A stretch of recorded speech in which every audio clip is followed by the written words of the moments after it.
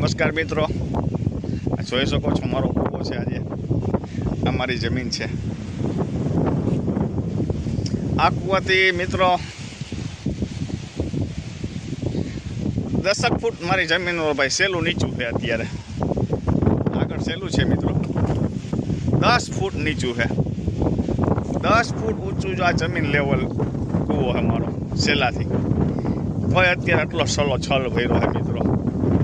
મારી લાઈફની અંદર, મારા પપ્પાની લાઈફની એમાં કોઈ દિવસ અમે એટલો કૂવો જોયો નથી મિત્રો.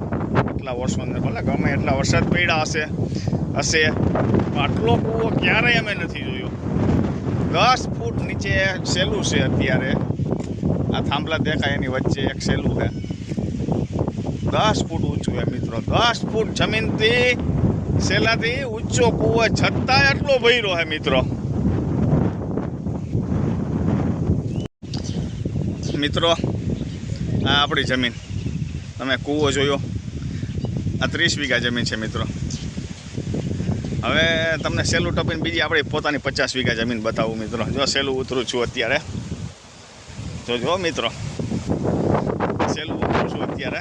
આ બાજુ મારી 50 વીઘા છે, આ બાજુ 30 વીઘા છે, વચ્ચે સહેલું છે.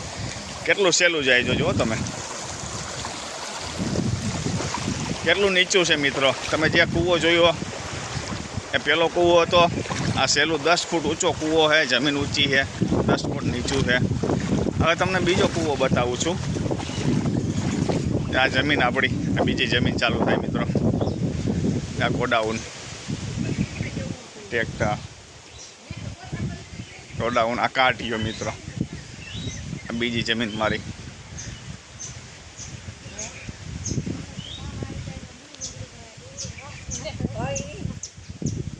આ બીજી જમીન છે, કપાસ છે.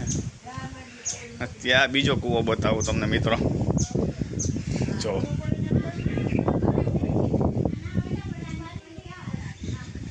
બે કૂવો આપણા જમીન લેવલથી સહેલાથી બે બાજુમાં કૂવા છે. એક ઓલા કાંઠે છે, એક આ કાંઠે છે. 10 ફૂટ સહેલું નીચું છે.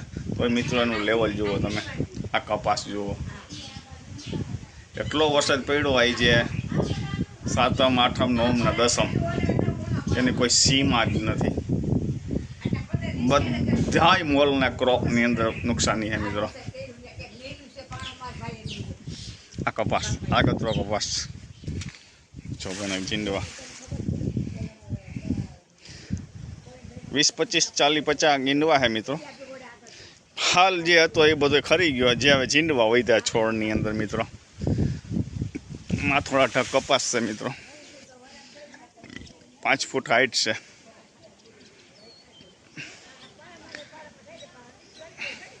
જોઈ શકો તમે કેવો કપાસ છે મિત્રો. જે થાય હવે કુદરતના હાથમાં છે. આપણું તો કાંઈ આવતું નથી મિત્રો. એટલે અમિતભાઈ માણાવદર એવું કહેતું હતું કે 10-15 દિવસનું આ સેશન છે, 10-15 દિનનું રાશન ભેગું કરી લેજો. તો એ સત્ય છે મિત્રો. અહીં જે જોઈ લીધું આપણે, આપણી જમીનની અંદર 70 વીઘા જમીન છે. એની અંદર અહીં જે 2 કૂવા બંને બતાવ્યા. જે એક કૂવો આગળ છે ત્યાં તો પહોંચાય એવી પરિસ્થિતિ જ નથી મિત્રો. ખરેખર 10-20 માણસો છે આપણી વાડીએ. કુદરત ચેક કરે મિત્રો. અહીં જે 29/8/2024 સાંજના 4:30-5 વાગ્યા છે મિત્રો. 5 દિવસે વાડીએ પહોંચ્યો છું મિત્રો. એટલે તમે જોઈ શકો છો આજે બધી પરિસ્થિતિ આપણી વરસાદની. અને ખરેખર આપણે જમીનની અંદર ખેતી કરવી હોય તો જેમ એગ્રોનોમિસ્ટની જરૂર પડે એમ ખરેખર અત્યારે આ સમયની અંદર એક વેધર એનાલિસિસની આપણે જરૂર પડે છે મિત્રો. એ સત્ય છે મિત્રો. જય હિન્દ, જય ભારત મિત્રો.